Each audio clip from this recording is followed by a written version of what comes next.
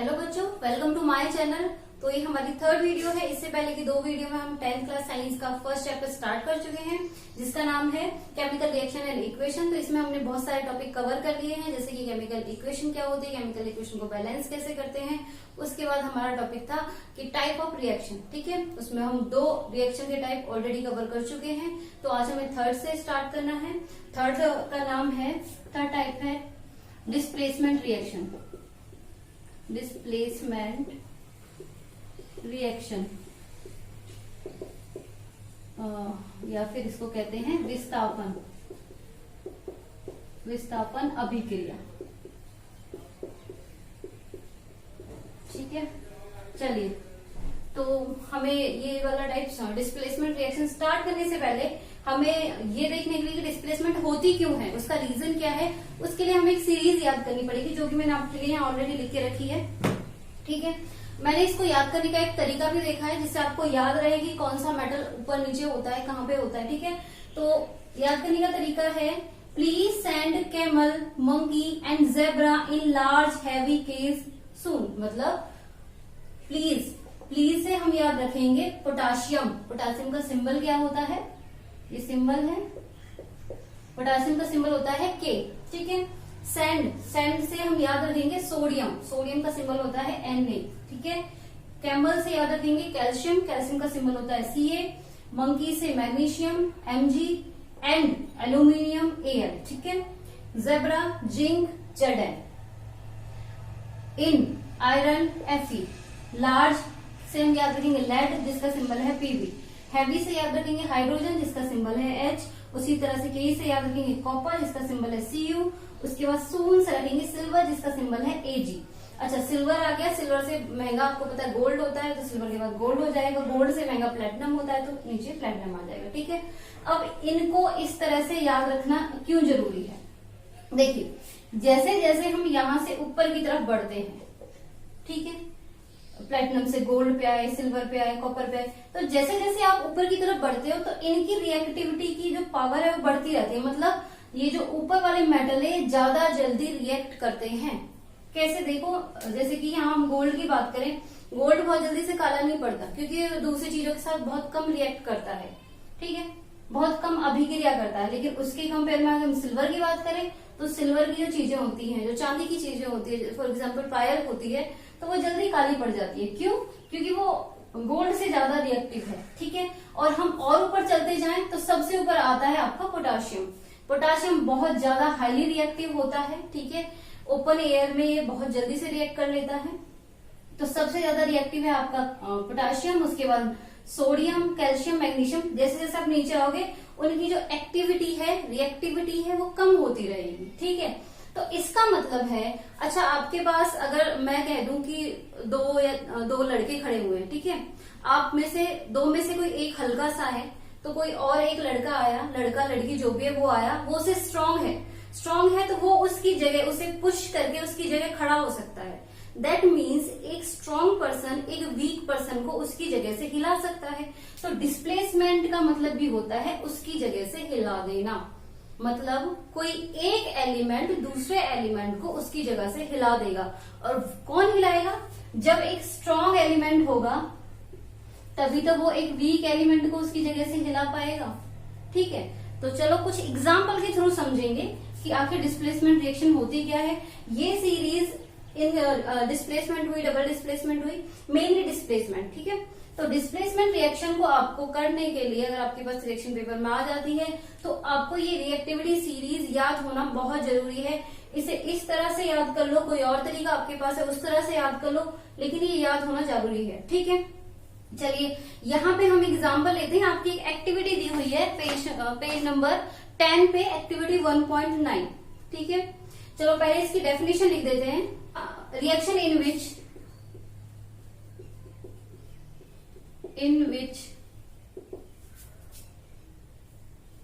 An element replace other.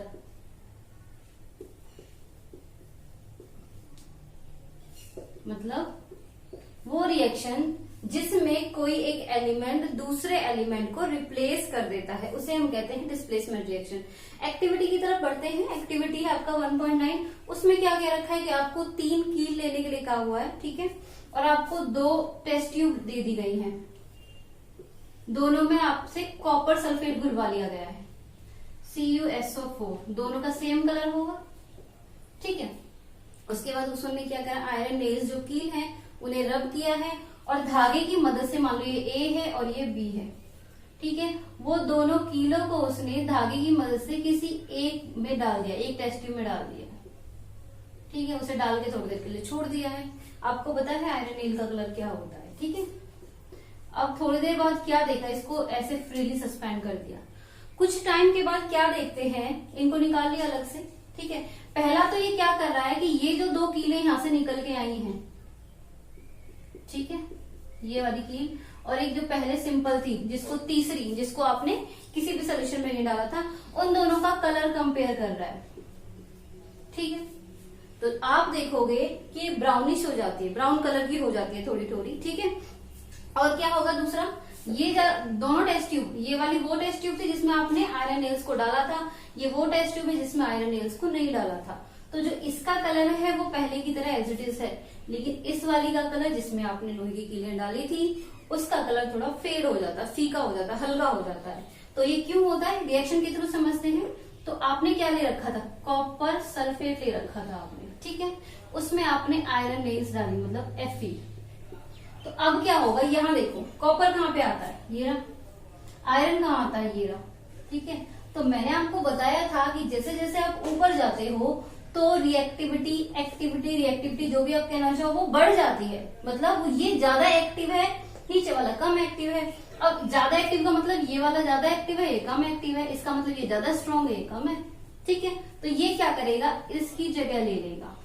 तो अब क्या बन गया नया एलिमेंट, FeS, नया कंपाउंड आपके पास FeSO4, और यहां से निकल गया, आ गया कॉपर अलग से, ठीक है। समझ आ गया सभी को। इसी की वजह से ये जो कलर है इसका ये थोड़ा सा डिफरेंट हो जाता है, मतलब फेड हो जाता है। तो इसे कहते हैं डिस्प्लेसमेंट रिएक्शन, कि एक एलिमेंट ने, एक कंपाउंड ने दूसरे कंपाउंड या एलिमेंट को क्या कर दिया, डिस्प्लेस कर दिया, उसकी जगह से हटा दिया। चलिए यहां तक समझ आया सभी को। नेक्स्ट एग्जाम्पल करते हैं। एक क्वेश्चन पूछा हुआ है आपकी एनसीईआरटी की एक्सरसाइज में कि आपको एक एग्जाम्पल देना है डिस्प्लेसमेंट रिएक्शन का, जो कि इस वाली रिएक्शन से थोड़ा डिफरेंट हो, ठीक है। दूसरा ले लीजिए, मान लो आपके पास फिर से कॉपर सल्फेट है, इस बार आप जिंक डाल दीजिए। यहाँ देखो कॉपर ये रहा, इस तरफ है, जिंक की बात करें और ऊपर है। तो जैसे जैसे आप गए एक्टिविटी बढ़ गई, ठीक है। ये ज्यादा एक्टिव है, ये कम एक्टिव है, तो क्या होगा, ये ज्यादा है, ये कम है, ठीक है। तो ये वाला इस कमजोर की जगह ले लेगा। इस बार ये स्ट्रांग हो गया, कमजोर हो गया, तो इस बार क्या बना, ZnSO4 प्लस Cu, कॉपर अलग से निकल जाएगा, ठीक है। समझ आ गया सबको यहाँ से। चलिए आगे बढ़ते हैं। इस तरह के और एग्जाम्पल आप प्रैक्टिस कीजिए। सेकेंड रिएक्शन है, लास्ट वाली, थर्ड है ये, लास्ट नहीं सॉरी, फोर्थ है आपकी double displacement. Fourth double displacement, ठीक है। ये हो जाएगा आपका द्विविस्थापन।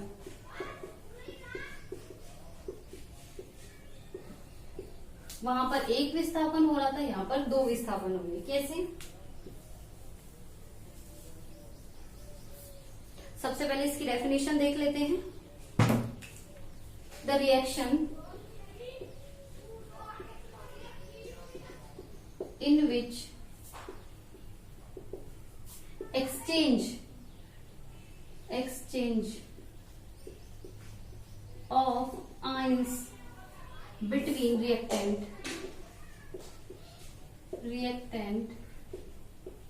take place। हिंदी में कैसे बोलेंगे, वो अभिक्रिया जिसमें रिएक्टेंट कहते हैं अभिकारक को, जिसमें अभिकारक अपने आयंस बदल लेते हैं, उन्हें हम कहते हैं डबल डिस्प्लेसमेंट। देखिए एग्जाम्पल की हेल्प से ज्यादा जल्दी समझ आएगा। एग्जाम्पल लेते हैं, आपकी बुक का एग्जाम्पल है, ठीक है। अच्छा, इसको आप कैसे समझ सकते हो, मान लो ये है AB प्लस CD, ठीक है। आपके पास दो रिएक्टेंट है, तो अब होगा क्या, इसमें एक पॉजिटिव होगा, नेगेटिव होगा, पॉजिटिव होगा, नेगेटिव होगा। ठीक है, तो इसका वाला पॉजिटिव इसकी जगह ले लेगा और इसका पॉजिटिव यहां आ जाएगा। तो अब क्या बना, देखो ए की जगह सी आ गया, तो बना सी बी प्लस ए इसके साथ लग गया तो ए डी। ठीक है, एग्जाम्पल से समझते हैं। ठीक है,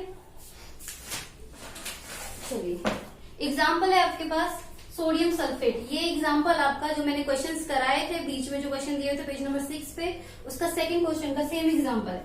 सोडियम सल्फेट Na2SO4, ये बनाना भी सिखाया था मैंने लास्ट वीडियो में आपको, और उसके साथ ले रहा है बेरियम क्लोराइड। आफ्टर रिएक्शन आपको बताना है। अच्छा, अब होगा क्या, ये जो सोडियम है ये प्लस होता है, पॉजिटिव आयन होता है, ये नेगेटिव आयन होता है। ठीक है, ये 2 नेगेटिव होता है, 1 पॉजिटिव होता है, 2 पॉजिटिव होता है, ये 1 नेगेटिव होता है। तो अब क्या होगा, दोनों जो आयन्स होंगे, रिएक्टेंट के जो आयन्स होंगे वो एक्सचेंज हो जाएंगे। ये वाला इधर आ जाएगा और ये वाला इधर आ जाएगा। मतलब क्या बना आपके पास, अच्छा Na बनेगा अब Cl के साथ, तो NaCl प्लस Ba जुड़ गया सल्फेट के साथ, तो BaSO4। तो यहाँ पे क्या था, सोडियम सल्फेट बेरियम क्लोराइड, यहाँ आपको क्या मिला, सोडियम क्लोराइड और बेरियम सल्फेट। ठीक है, इसे कहते हैं डबल डिस्प्लेसमेंट। क्यों, क्योंकि दो जगह डिस्प्लेसमेंट हुई है, एक बार यहाँ से एक बार यहाँ से, दोनों आपस में इंटरचेंज हुए हैं, डबल डिस्प्लेसमेंट इसलिए इसे कहते हैं। ठीक है, आई होप यहाँ तक समझ आ गया होगा, आप इसे नोट डाउन कर लीजिए। अच्छा, ये जो आपको बेरियम सल्फेट मिलता है ये एक प्रेसिपिटेट के रूप में होता है, प्रेसिपिटेट। ठीक है, इसे कहते हैं हिंदी में अवक्षेप। ये क्या होता है प्रेसिपिटेट, ये जो सॉल्यूशन आपको मिलता है, तो ये सोडियम क्लोराइड तो पानी में डिजोल्व हो सकता है, लेकिन ये बेरियम सल्फेट डिजोल्व नहीं होता। मतलब जो आपके पास सब्सटेंस पानी में डिजोल्व नहीं होते वो एक लेयर बना देते हैं अलग से, उन्हें कहते हैं प्रेसिपिटेट या फिर अवक्षेप। ये क्या होते हैं, पानी में अवक्षेप अविलीय होते हैं, मतलब विलय नहीं होते, घुल नहीं सकते। ठीक है, तो अगर अवक्षेप की अलग से डेफिनेशन पूछी जाए या प्रेसिपिटेट की अलग से डेफिनेशन पूछी जाए तो ये आपका हो गए, दीज आर द अनडिजॉल्व्ड सब्सटेंस। ठीक है, जो कि पानी में घुलते नहीं है। तो यहाँ तक नोट हो गया होगा सबका। नेक्स्ट आगे बढ़ते हैं, चलिए रब कर देती हूँ मैं।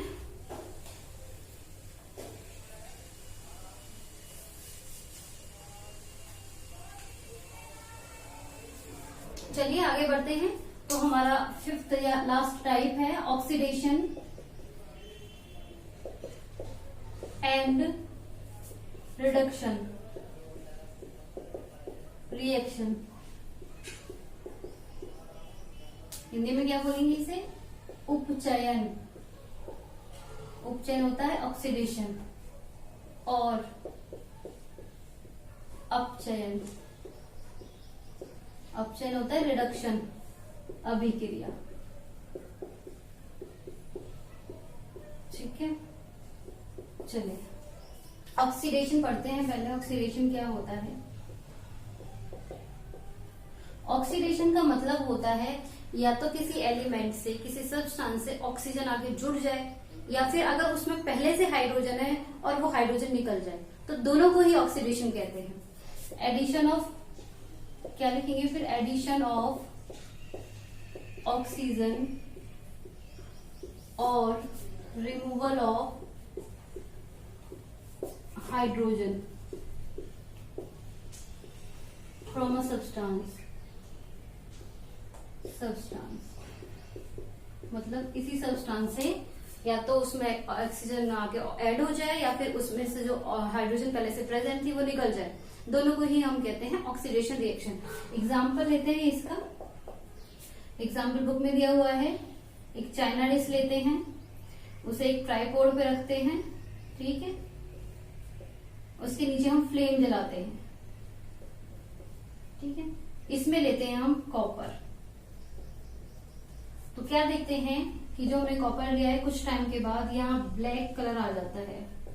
वो क्यों आता है, कॉपर होता है हमारे पास, हमने उसे ऑक्सीजन की प्रेजेंस में बर्न किया, उसने ऑक्सीजन ले लिया, तो आफ्टर रिएक्शन हमें मिलता है कॉपर ऑक्साइड, और कॉपर ऑक्साइड होता है ब्लैक इन कलर। ठीक है, देखिए क्या हुआ, आपके पास पहले सिर्फ कॉपर था, और प्रोडक्ट में आपके साथ मिला कॉपर के साथ ऑक्सीजन ऐड हो गई, तो हम कहेंगे यहाँ पे ऑक्सीडेशन हुआ है। ठीक है, ये पहला एग्जांपल हो गया कि एडिशन ऑफ ऑक्सीजन। एक एग्जांपल और लेते हैं हम, रिडक्शन ऑफ हाइड्रोजन का लेते हैं, sorry losing of hydrogen, removal of hydrogen. तो एग्जांपल ले लीजिए आप H2S प्लस Cl। ठीक है, जब ये दोनों रिएक्ट करते हैं तो क्या होता है, आपके पास एक तो मिलता है HCl हाइड्रोक्लोरिक एसिड, और आपके पास सल्फर अलग से आपको मिल जाता है। ठीक है, अब देखिए क्या हुआ, सल्फर के साथ पहले यहाँ पे हाइड्रोजन मिला हुआ था, लेकिन प्रोडक्ट में आपको सल्फर के साथ हाइड्रोजन नहीं मिला। ठीक है, तो इसे हम कहेंगे कि सल्फर का ऑक्सीडेशन हो गया। क्यों हो गया ऑक्सीडेशन? क्योंकि सल्फर के साथ जो हाइड्रोजन था वो निकल गया, और मैंने अभी आपको बताया या तो ऑक्सीजन ऐड हो जाए या फिर हाइड्रोजन निकल जाए, दोनों ही केसेस में हम कहते हैं कि वो ऑक्सीडेशन रिएक्शन होती है। तो नेक्स्ट टॉपिक हमें पढ़ना है इसका रिडक्शन। ठीक है, चलिए आगे बढ़ते हैं। रिडक्शन, ये था उपचयन, यहां होगा अपचयन, अपचयन। ठीक है, बिल्कुल उसका अपोजिट हो जाएगा। वहां ऐड क्या हो रही थी, ऑक्सीजन, और हाइड्रोजन रिमूव हो रही थी, तो उल्टा कर देंगे। यहाँ पे क्या करेंगे, ऐड करेंगे हाइड्रोजन को, एडिशन ऑफ हाइड्रोजन और रिमूवल ऑफ ऑक्सीजन। मतलब किसी सब्सटेंस में या तो हाइड्रोजन ऐड हो जाए या उसमें से ऑक्सीजन निकल जाए, दोनों को ही हम कहते हैं रिडक्शन। कैसे, अब इसी एग्जांपल को, ये वाले एग्जांपल को फर्दर आगे बढ़ाते हैं।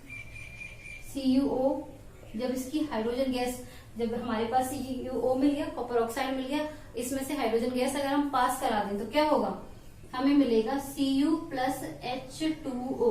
मतलब पहले इसके पास ऑक्सीजन था, रिएक्शन के बाद इसके पास ऑक्सीजन नहीं है, तो इसका मतलब हम कहेंगे कि इसका हो गया रिडक्शन। ठीक है, क्यों? क्योंकि इसने ऑक्सीजन को लूज कर दिया। ये देखिए, ये सिंपल पहले हाइड्रोजन था, प्रोडक्ट में इसके साथ ऑक्सीजन भी मिल गया, तो हम कहेंगे इसने ऑक्सीजन को गेन कर लिया, तो यहाँ पे इसका हो गया ऑक्सीडेशन। मतलब एक ही रिएक्शन में आपको ऑक्सीडेशन देखने को मिल गया और रिडक्शन देखने को मिल गया। तो वो रिएक्शन जिनमें ऑक्सीडेशन रिएक्शन रिडक्शन एक साथ होता है, उन्हें कहते हैं ऑक्सीडेशन रिडक्शन रिएक्शन, या फिर उपचयन अपचयन अभिक्रियाएं। चलिए, यहाँ तक सबको समझ आ गया। मैं कुछ एग्जाम्पल आपको दे देती हूँ। कई बार जो क्वेश्चन आता है इस टॉपिक से बोर्ड में, वो ये आता है कि आपको एक रिएक्शन दे दी जाएगी, आपको उसमें बताना है कि किसका ऑक्सीडेशन हुआ है, किसका रिडक्शन हुआ है। मैं आपको 4-5 कुछ लिख के दे देती हूँ प्रॉब्लम्स, आप उन्हें सॉल्व कीजिए, देखिए किसका ऑक्सीडेशन हुआ है, किसका रिडक्शन।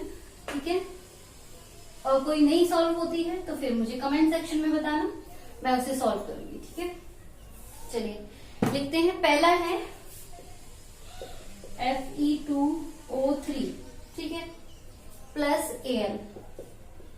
ये अच्छा, ये रिएक्शन जो मैं आपको दे रही हूँ, मैं इसको किसी को भी बैलेंस करके नहीं दे रही हूँ, तो आपका डबल काम हो जाएगा। इसको पहले बैलेंस करना है, उसके बाद आप इसमें बताओगे कि किसका ऑक्सीडेशन हुआ है, किसका रिडक्शन हुआ है। ठीक है, आफ्टर रिएक्शन आपको मिलता है Al2O3 प्लस में Fe। ठीक है, पहले आप इसे बैलेंस करना, फिर उसके बाद इसकी ऑक्सीडेशन रिडक्शन बताना। सेकेंड है आपके पास PbO, लेड ऑक्साइड प्लस में कार्बन, आपको मिलता है लेड प्लस में CO2। ठीक है, थर्ड है H2O प्लस F2,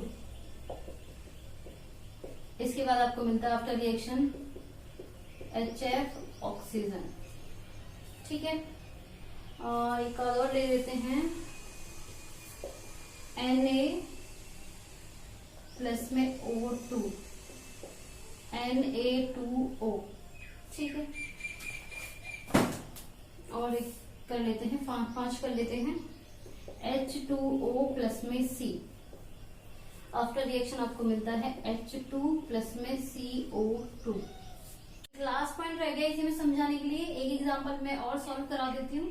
मान लो ये एग्जांपल लेते हैं हम यहाँ Fe2O3 plus Al2O3 plus Fe। ठीक है, जो पॉइंट समझा रही हूं मैं वो बुक में नहीं दिया हुआ है, लेकिन तुम्हारे लिए समझना जरूरी है। वो है ऑक्सीडाइजिंग एजेंट और रिड्यूसिंग एजेंट। वो क्या होते हैं? एजेंट से आप कितना समझते हो कि एजेंट हमें कुछ प्रोवाइड कराने में हेल्प कराते हैं। ठीक है, जो प्रॉपर्टी एजेंट होते हैं वो हमें बुलवाते हैं उनसे, जिनसे हम प्रॉपर्टी खरीद सकते हैं। तो मतलब एजेंट वो मीडिएटर होता है जो हमारी हेल्प करता है किसी चीज को लेने में। ठीक है, उसी तरह से अगर हम बात करें ऑक्सीडाइजिंग एजेंट की, तो ये वो होता है जो ऑक्सीजन प्रोवाइड कराता है किसी और दूसरे सब्सटेंस को। ठीक है, उसी तरह से रिड्यूसिंग एजेंट जो उसकी ऑक्सीजन वापस ले लेता है, ये प्रोवाइड कराता है, ये ले लेता है, ये रिमूव कराता है। कैसे? इस एग्जांपल की हेल्प से समझेंगे। यहां पे हमें एल्यूमिनियम के साथ ऑक्सीजन मिला, तो मतलब इसका ऑक्सीडेशन हुआ, राइट। लेकिन इसे जो ऑक्सीजन मिला वो कहां से मिला? यहां से आयरन ने दिलवाया। तो ये वाला जो एलिमेंट है, ये वाला जो सब्सटेंस है, सॉरी, इसे हम कहेंगे ऑक्सीडाइजिंग एजेंट। Oxidising agent. अच्छा, एक चीज याद रखने वाली ये है, जो ऑक्सीडाइजिंग एजेंट है उसके पास जो भी ऑक्सीजन होगी वो दूसरे को दे देगा। मतलब उसने तो ऑक्सीजन दे दी, तो ऑक्सीडाइजिंग एजेंट जो होते हैं उनका हमेशा ही रिडक्शन होता है। रिडक्शन, ठीक है। दूसरा होता है रिड्यूसिंग एजेंट। रिड्यूसिंग एजेंट मतलब जो किसी और की ऑक्सीजन खुद ले ले। Al था, इसने क्या करा? यहां से ऑक्सीजन ले ली, तो इसे हम कहेंगे रिड्यूसिंग एजेंट। ठीक है, रिड्यूसिंग एजेंट का मतलब जो किसी और की ऑक्सीजन ले ले। अगर कोई किसी और की ऑक्सीजन लेगा तो खुद के साथ ऑक्सीजन मिल जाएगी, तो यहां से इसने क्या करा? यहां से ऑक्सीजन लेके खुद के साथ जोड़ ली, तो इसका मतलब है रिड्यूसिंग एजेंट का हमेशा ऑक्सीडेशन होता है। ठीक है, कंफ्यूज नहीं होना है। जो ऑक्सीडाइजिंग एजेंट होता है वो अपनी ऑक्सीजन दे देता है, तो उसका खुद का रिडक्शन हो जाता है। जो रिड्यूसिंग एजेंट होता है वो किसी और की ऑक्सीजन ले लेता है, इसलिए उसका खुद का ऑक्सीडेशन हो जाता है। ठीक है, क्लियर है? यहाँ तक कंफ्यूज नहीं होना है। चलिए, बाकी एग्जाम्पल आपको खुद कॉपी में सॉल्व करने हैं, बिल्कुल ऐसे जैसे मैंने कराया है, एरो लगा के कि किसका ऑक्सीडेशन हुआ है, किसका रिडक्शन हुआ है। और आप साथ में उसके नीचे ये भी लिखना कि कौन सा ऑक्सीडाइजिंग एजेंट है, कौन रिड्यूसिंग एजेंट है। ठीक है, चैप्टर के लास्ट पॉइंट पे चलते हैं। लास्ट टॉपिक है आपका कोरोजन। जंग लगना कहते हैं हम, संचालन कहते हैं, संचालन। ठीक है, और जब कोरोजन आयरन लोहे में हो तो हम उसे जंग कहते हैं। ठीक है, क्या होता है, जैसे आयरन लोहे में जंग कब लगता है? लोहे की चीज अगर आपने बाहर रख दी, वहां उसे नमी मिल गई, ऑक्सीजन मिल गई, तो उसमें जंग लग जाएगा। ठीक है, अगर लोहे की चीज को हम नमी प्रोवाइड ना कराएं, उसे नमी से दूर रखें, ठीक है, तो उसमें कभी भी जंग नहीं लगेगा। तो इसका मतलब है कि उसे भी ऑक्सीजन की जरूरत पड़ रही है। आयरन का जब ऑक्सीडेशन होता है, एक रिएक्शन भी कराई थी मैंने आपको पहले, Fe plus H2O after reaction Fe2O3 plus H2, ये रिएक्शन निकल के आती है। ठीक है, ये आप पहले कर चुके हैं, यहाँ रिएक्शन याद करने की जरूरत नहीं है। तो पहला तो है संचालन। इसमें क्वेश्चन किस तरह से बनता है कि आप लोहे को संचालन से, कोरोजन से, जंग से बचाने के लिए आप क्या करोगे? तो हम उससे मोस्टली जो आप देखते हो पेंट कर देते हैं लोहे की चीजों को, ताकि उन पर जंग ना लगे। उन पर एक अलग से लेयर चढ़ा देते हैं ताकि जो ऑक्सीजन मिल रही थी उसे जंग लगाने के लिए, उसका और लोहे का कांटेक्ट खत्म हो जाए। ठीक है, अगर ये लोहे का है, मैं इसके ऊपर पेंट कर दूं, तो बाहर की ऑक्सीजन के और इसका जो लोहा है उसके बीच में एक परत लग जाएगी, तो ऑक्सीजन इसके पास नहीं पहुंच पाएगी, जिसकी वजह से जंग नहीं लगता है। ठीक है, सिल्वर जो होता है, लोहे, ये चांदी की चीजें होती हैं, इनमें भी संचालन होता है, कलर चेंज हो जाता है। तांबे की बॉटल होती है कॉपर की, उसमें भी कलर चेंज होने के बाद वो ग्रीन ग्रीन होने लगती है। ठीक है, तो यहाँ पे अगर क्वेश्चन बनता है कि बचाने के लिए आप क्या क्या करोगे, तो वो सारी चीजें आप देख लेना एक बारी, बहुत सिंपल है ये। लास्ट टॉपिक है आपका रेंसिडिटी। ये थोड़ा सा मैं समझा देती हूँ। इसको कहते हैं रेंसिडिटी, विकृत गंधिता। ठीक है, क्या होता है चलिए समझते हैं। खाना होता है, खाना बाहर छोड़ देते हैं, वो एक गंदी स्मेल उसमें बन जाती है, हम कहते हैं खाना बासी हो गया। ठीक है, उसी को कहते हैं रेंसिडिटी। जो फूड का जो फैट होता है, फूड में अवेलेबल फैट होता है, ये सारी चीजें ऑयल फैट, ये क्या करते हैं ऑक्सीजन के साथ, जब इनको एयर मिलती रहती है तो ये ऑक्सीजन के साथ रिएक्ट करते हैं। ठीक है, रिएक्ट करने के बाद उस खाने को खराब कर देते हैं, उसी प्रोसेस को हम कहते हैं रेंसिडिटी। रेंसिडिटी से बचने के कुछ सिंपल से तरीके हैं। पहला तो ये है कि आपने देखा होगा जो चिप्स वगैरह की पैकेट आती हैं तो उसमें गैस भरी होती है, वो नाइट्रोजन गैस होती है। वो क्यों करते हैं, पैकेट में से ऑक्सीजन गैस को निकालने के लिए। ऑक्सीजन गैस निकाल दी, अगर उसमें ऑक्सीजन रहेगी तो जो फूड मटेरियल है उसमें ऑयली चीजें भी हैं तो उसके साथ रिएक्ट करके उस खाने को खराब कर देंगे। ठीक है, तो पहला काम हम करते हैं कि हम उसमें नाइट्रोजन गैस डाल देते हैं। दूसरा है air tight container. Air tight हवा रोधी कंटेनर कहते हैं हिंदी में, जो आपके पास कंटेनर ये टिफिन वगैरह होते हैं। ठीक है, ये एयर टाइट क्यों होते हैं, ताकि जो हवा है वो अंदर वाले खाने के कांटेक्ट में ना आ पाए। ठीक है, आपने डब्बा बंद कर दिया, इसमें कुछ खाना रखा है, अगर बाहर वाली हवा में से ऑक्सीजन अगर अंदर जा नहीं पाएगी तो ये रिएक्ट नहीं करेगा। ऑक्सीजन बहुत जरूरी है। ठीक है, रिएक्ट नहीं करेगा तो ये खराब नहीं होगा, लेकिन ऑक्सीजन अगर अंदर चली जाएगी तो अंदर वाले खाने के साथ रिएक्ट करके ऑक्साइड बना देती है और वो ऑक्साइड रेंसिडिटी कारण बनती है और वो सारा फूड मटेरियल जो आपका होता है उसको खराब कर देते हैं। ठीक है, तीसरा है एयर टाइट कंटेनर हो गया। थर्ड वन है एंटीऑक्सीडेंट। एयर टाइट कंटेनर ये होता है हवा रोधी। ठीक है, तीसरा होता है आपके पास एंटीऑक्सीडेंट। हम क्या करते हैं, खाने में एंटीऑक्सीडेंट डाल देते हैं। एंटीऑक्सीडेंट कहते हैं प्रतिऑक्सीकारक।